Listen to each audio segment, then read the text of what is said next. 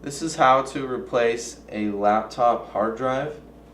First you look for your hard drive bay, undo the screws, lift off the faceplate. This is your hard drive caddy. You may have more than one screw to undo. Just slide it out. Okay, pop it out, there's your hard drive. There's some more screws holding that in.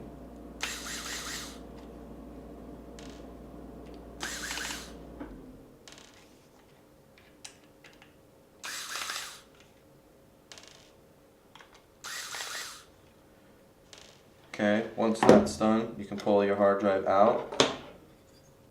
Okay, you get another hard drive. I'm just going to use the same one, but basically just put it back in, throw the screws back on,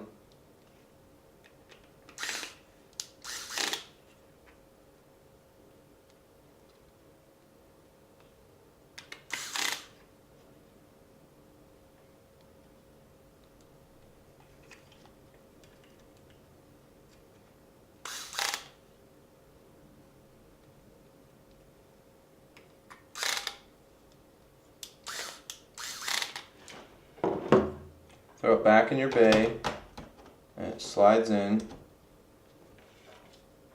Screw down the hard drive caddy,